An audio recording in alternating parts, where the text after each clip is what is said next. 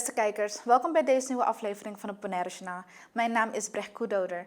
In dit journaal brengen wij u het nieuws in het Nederlands. In deze aflevering onder andere een reportage over Fondation Kunuku Kakelvers.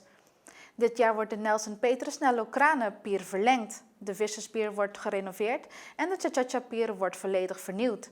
Het bestuurscollege en het ministerie Infrastructuur en Waterstaat hebben hiervoor gezamenlijk een bedrag van $2,1 miljoen gereserveerd.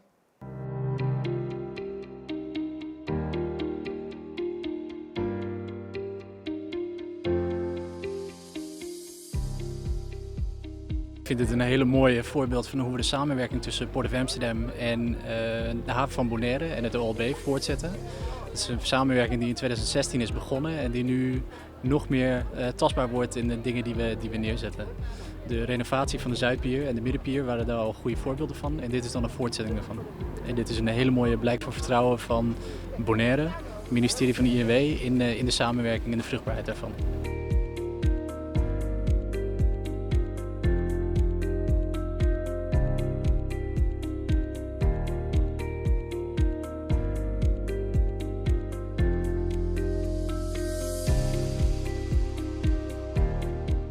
We hebben heel goed gekeken naar de context van Bonaire. In samenwerking met de havenmeester en met het OLB hebben we gekeken hoe we het project kunnen uitvoeren en hoe het passend kan zijn binnen wat het eiland wil en wat het eiland nodig heeft.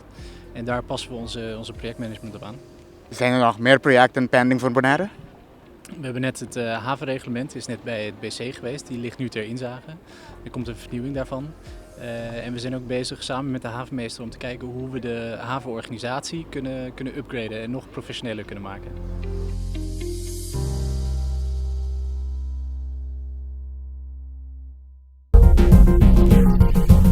Pasco Brillante, georganiseerd door Bonaire Youth Outreach Foundation BIOF, was een groot succes met 350 kinderen.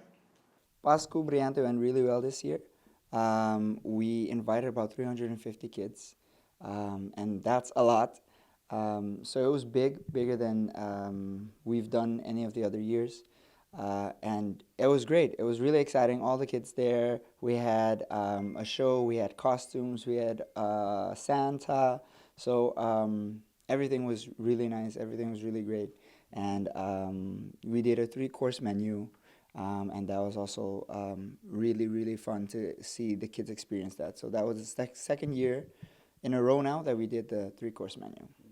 And next year it will be 20 years of Pasco Brillante. What can we expect in the future? Next year, we have big plans. Let me just say that it's 20 years, so we can't just do a normal Pasco Brillante. All Pasco Brillantes are special, of course, but next year we have planned to make it extra special since it's the 20 years, and 20 is a big number to celebrate. So Pasco Brillante is a project that, like you mentioned, we've been doing now for the past 19 years. And what it is really, we bring kids together. We send invitations out to kids that maybe have it a little difficult at home, or their parents have it a little difficult, or they come from a one-parent household. And we invite them to come over one day to spend a day with us. And on that day, we do different activities. We do fun games and things with them. And then we give them something to eat and drink. And for the past 2 years, like I mentioned, we've been doing a 3-course menu, which is really special for the kids. And for us as well to see that, you know, because sometimes you don't really experience that. Even when I go out eating, I don't do a 3-course menu. I just do the main course.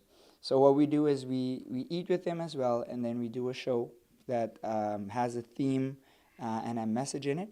And then at the end of the show, we do singing with them together, everyone with the volunteers as well. And then we have them out a box of presents.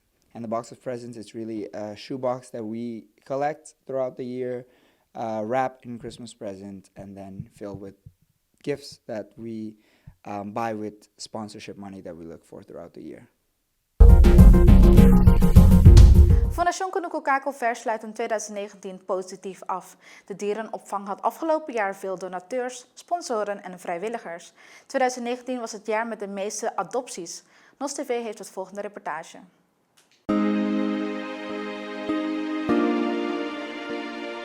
zijn hier dan aangekomen op de hondenopvang van Peter en Patrice. Dat is makkelijk, Peter en Patrice. Leuk dat we hier zijn. Nou, zoals je kunt zien hebben we toch een kerstgedachte voor de honden die hier in grote getalen hier aanwezig zijn. Opgevangen worden door Peter en Patrice. Wat fantastisch werk is. En ik kom nou zelf een jaar of 10 op Bonaire, maar ik zie wel dat het aantal zwerfhonden aanzienlijk is afgenomen op Bonaire. Ja. En dat de honden die hier zijn, voor zover ik dat kan bekijken, die zien er allemaal heel goed, zien ze eruit, wel doorvoed, met een glanzende huid. Dus wat willen de beesten die hier vrij kunnen rondlopen, wat willen ze nog meer? Een gouden Ja, mandje, nou, thuis kunnen en komen. volgend jaar als ik dan weer op het eiland kom, ik kom meestal in november, dan misschien dat we dan weer terug kunnen komen. Hè? Weer welkom. met een donatie voor de beestjes. Het is dit jaar heel goed gegaan met Kakelvers. We hebben behoorlijk wat donaties gekregen. Vooral ook naamsbekendheid. Er is bijna niemand meer op het eiland die niet wel ooit eens een keer van ons gehoord heeft en weet wat we doen. En dat is natuurlijk heel mooi. Maar dat maakt ook dat we veel gebeld worden met: kan je mijn hond opnemen? Kan je mijn kat helpen? Kan je? En dat kunnen we niet altijd, want het is vol. Het is heel vol. Dus we zeggen wel, misschien kunnen we beter op locatie voeren in samenwerking met andere dierenorganisaties. Want we kunnen gewoon niet alles opnemen. Het kan gewoon niet. Het is gewoon niet meer verantwoord. Want dan krijg je ziektes en vechtpartijen. En dat gaat gewoon niet. Ik heb nu rondom de 100 honden en 40 katten. Zo lief dat mensen de moeite nemen om naar de winkel te gaan, spullen te kopen, erover na te denken. We moeten voor de honden, we moeten voor de katten. En oh, maar dat is lekker en dat hebben ze nodig. En het is gewoon heel bijzonder. Het is echt heel bijzonder. Als er van tevoren goed over nagedacht is en er is gewacht met het aanschaffen van een huisdier tot een verjaardag of de feestdagen, dan is het prima. Maar kom niet met: ik wil een pup voor mijn kind voor de kerst. Daar doe ik niet aan mee. Je moet wel weten dat je er voor 10, 15 jaar aan vastzit. En ja, het is geen fietsje wat na 2 jaar te klein geworden is en wat je dan dus weg kan gooien of iets. Het is een levend beest. We hebben afgelopen jaar ongeveer 120 dieren uitgeadopteerd. Dus dat komt neer op 10 per maand. En dat is dan 3,333 zo per week, hè? Als je dat zo mag berekenen. Het is heel wisselend. Soms staan we op de luchthaven met 2, 3 honden. Soms 3 kleine pupjes in een kennel die dan tegelijkertijd wegvliegen. Soms stuk voor stuk. Maar we zijn ook in Nederland behoorlijk bekend. We hebben ook een eigen stichting in Nederland, FKK Animal Rescue Nederland. Die doen heel veel voor ons. Die hebben heel veel contacten met aspirant-adoptanten. En ook na een adoptie blijft daar contact mee. Die zoeken daar ook naar sponsors. En die zijn heel druk. De dames zijn echt heel druk. Nou, mijn liefde voor de dieren heb ik sowieso echt al vanaf jongs af aan. Ik heb altijd huisdieren gehad, heel mijn leven lang. En dat heb ik echt van mijn vader. En ik ben nu 3 jaar Bonaire en ik werkte bij Coco. En daar komen ook altijd de brekers en die doen dit dan als vrijwilligerswerk. En toen ben ik meegegaan en sindsdien ben ik hier elke week gekomen. En het was eigenlijk gelijk de eerste keer dat ik hier kwam van, dit wordt echt mijn plekje. Dus dat is het nu een jaar later nog steeds. Dus de ene week moet ik iets vaker werken 's ochtends, dus dan lukt het iets minder. En dan kom ik soms 's avonds eventjes langs, even een gezellig bakkie doen. En als ik vrij ben eigenlijk altijd 's ochtends. Het is heel heftig natuurlijk en er zijn ook echt wel minder leuke dingen die we meemaken. Maar over het algemeen, ik word heel gelukkig ervan. En het is voor mij ook echt een rust om hier te komen. Een wens? Ja, ik zou het liefst natuurlijk als ik naar Nederland ga een hondje willen meenemen. Nee, er zitten daar wat puppies. Er zitten echt een paar liefjes tussen. Mijn vader komt hier in februari, dus dan gaan we even kijken. Maar ik heb zoiets van, tegen die tijd zijn er weer zoveel nieuwe hondjes. En dus elke week is er wel een hondje waarvan ik denk, oh, eigenlijk wil ik die meenemen. En dat is verandert iedere seconde. En ik heb hier een hondje, die ligt daar, Risa. Die heb ik met mijn moeder op afstand geadopteerd. Dus die is zal nooit voor adoptie beschikbaar zijn. Maar ja, zo kunnen we toch een bijdrage leveren. Omdat mijn moeder, ja, die vindt het heel mooi, maar die kan geen honden nemen thuis. Dus ja, dan hebben we dit als oplossing. Oh, we wensen iedereen heel veel liefde en warmte en gezelligheid en gezondheid vooral. Maar zorg ook goed voor de beestjes. Zorg goed voor elkaar en zorg ook goed voor de beestjes. En er staat in de banner ons Banco de Caribe rekeningnummer, maar er staat ook ons ING-nummer in Nederland. En we hebben tegenwoordig een ambi-nummer en dan, ik weet niet precies hoe het werkt, maar dan is het ook nog wel weer aftrekbaar voor de belasting. Maar dat mensen die zoveel geld willen geven dat dat interessant wordt, die weten wel hoe dat werkt.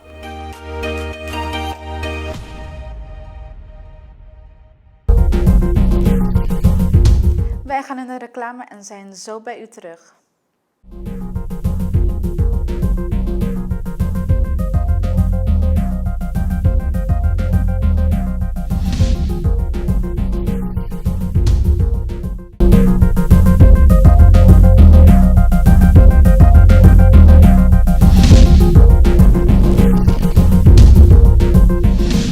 Welkom terug bij het Bonaire Journaal. Op zaterdag 28 december omstreeks 10 uur 's avonds vond een aanrijding plaats op de boulevard Gobernador Nicolaas de Brod. Een auto van Fondation Mariadal sloeg door nog onbekende oorzaak over de kop. Politie en de brandweer was ter plekke wegens olie op straat. De oorzaak van het ongeluk wordt door de verkeerpolitie onderzocht. NOS TV heeft het volgende.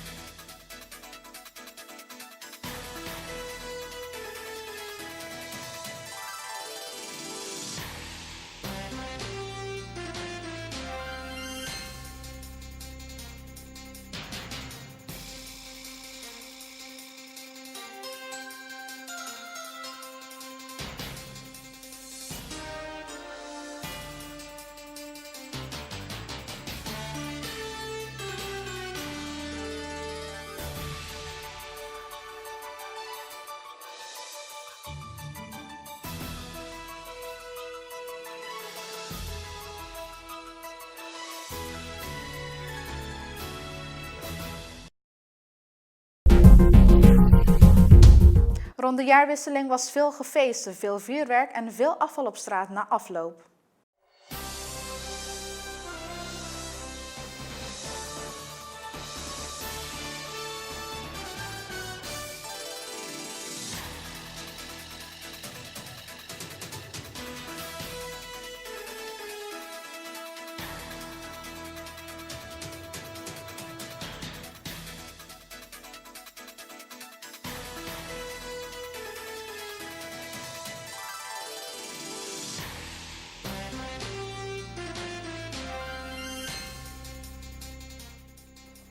Op verschillende plekken op Bonaire werd er op 31 december allerlei vuurwerken afgestoken.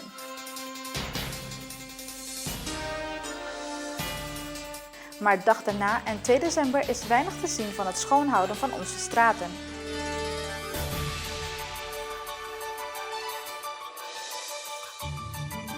Vuurwerkresten op straat laten liggen is gevaarlijk voor kinderen, dieren en schadelijk voor het milieu.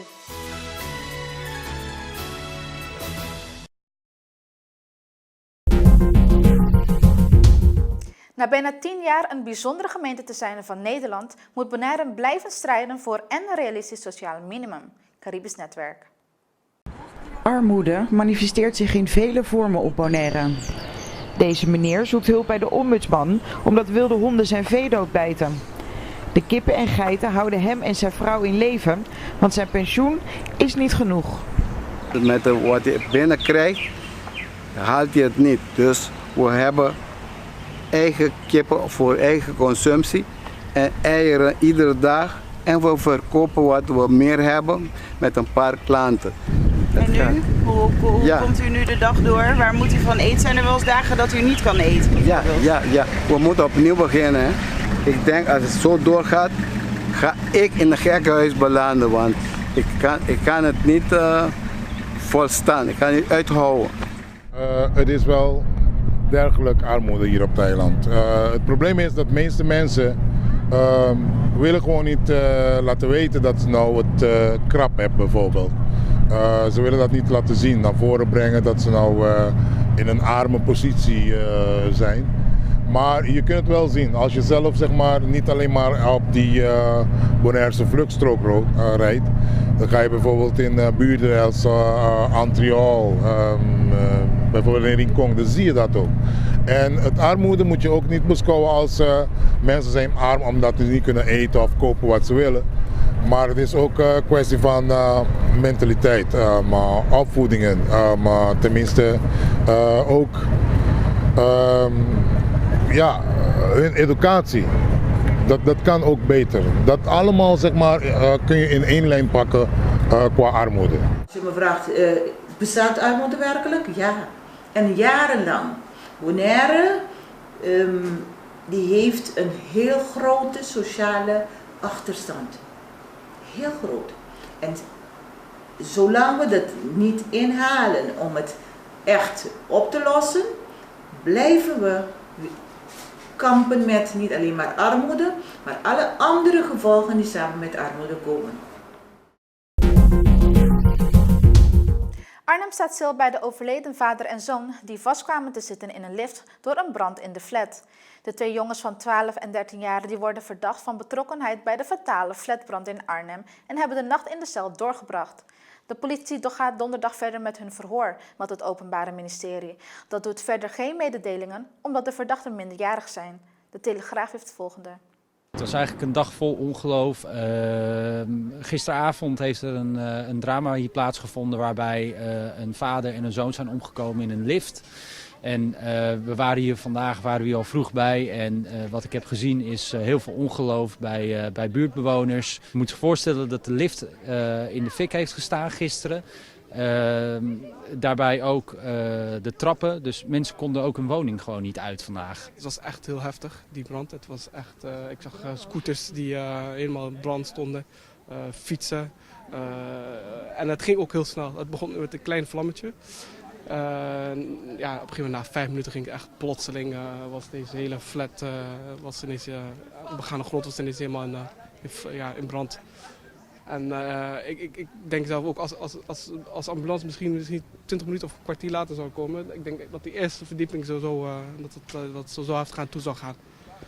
Die zou misschien afgebrand zijn. Ja, absoluut. Het verhaal is dat er juist binnen vuurwerk is afgestoken.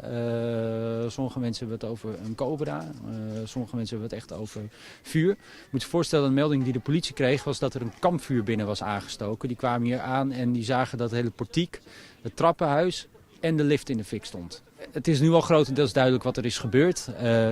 Het was een gezin op bezoek bij opa en oma. Hadden daar gewoon het nieuwe jaar ingeluid en zouden daarna naar huis gaan. Stapten niets vermoedend in de lift, niet wetende dat op de begane grond een brand was. Stapte in de lift, de elektriciteit viel uit en veel rookvorming. Gingen oud en gelukkig hebben de moeder en de dochter het wel overleefd. Ze liggen nu in het ziekenhuis. Maar ja, het is toch de vader en de zoon helaas fataal geworden. Je ziet ook hier bloemen staan, zoals je ook net had kunnen zien. Ja, ik denk niet meer dat het hetzelfde is zoals het voorheen was. En dat ik hier, vooral hier beneden, als ik hier zou lopen, dat ik toch wel het gevoel weer heb dat daar wel mensen zijn overleden. En vooral als ik ook in de lift zou gaan zitten, ja, dan denk ik, daar heb je toch nog weer het beeld en het idee dat iemand toch daar is overleden. En dat is het ergste van alles. Er zijn wat jongens opgepakt. Wat is het laatste nieuws daarover? Nou ja, het laatste nieuws daarover is dat deze jongens hoogstwaarschijnlijk al woensdag, dus morgen, worden verhoord.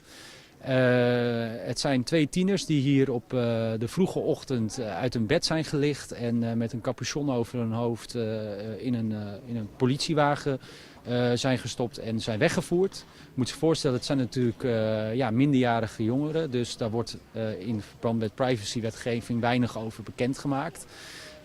Maar hoogstwaarschijnlijk zijn het wel jongeren die in dit pand wonen. En ik denk dat dat nog wel interessant is, dat het waarschijnlijk jongeren zijn die de bewoners in dit complex ook wel kennen. Dus het is ook maar de vraag van wat voor situatie dit gaat opleveren. Want waarschijnlijk een opa en oma die zijn hun gezin kwijtgeraakt, of tenminste hun kinderen en hun kleinkinderen, door een aantal qua jongens uit hetzelfde pand. Een noodsituatie van een week werd in delen van het land uitgeroepen omdat meer dan 200 branden in 2 van de meest dichtbevolkte staten ten minste 18 doden hebben achtergelaten. ABC News. Devastating fires in Australia, killing at least 18 people, forcing tens of thousands from their homes. Now, many of those residents, as well as tourists, are seeking shelter now from those flames on beaches. Our Maggie Rulli is there for us in Australia. Good morning, Maggie. TJ, with fire danger expected to increase into the weekend today, crews were out there trying to get the upper hand. Firefighters here tell us that they were able to contain a large fire just up the road, even stopping it from jumping across a busy street. A week-long state of emergency declared this morning in parts of Australia. Thousands fleeing as more than 200 fires rage in 2 of Australia's most populated states, killing at least 18 people. Firefighters driving through the inferno, shielding their windows with blankets as the flames engulf their vehicle. When we were in there, in the thick of it, we thought that this could be it. In the south, some families are trapped on the beach as the fires surround them on all sides. The Australian Navy is now stepping in, delivering aid to those waiting to evacuate. The wildfires are also burning through much of Australia's precious ecosystem, killing an estimated 500 million animals and threatening countless others. He's so thirsty. Like this koala found fighting for his life. Here he is, here. This is Paul. Oh. He's recovering at the koala hospital and even has a name, Paul. He was the first to be rescued from these fires, but dozens followed. It's really going to set back the koalas who are already in serious decline. But it's little ones like Paul that make the researchers here keep fighting. Both researchers at the Koala Hospital and firefighters here tell us that they have been working in this region for decades and they have never seen anything like this. U kijkt naar het Bonaire Journaal van deze week. Mijn naam is Brecht Koedoder. Ik wens u nog een hele fijne avond en een goede jaarwisseling.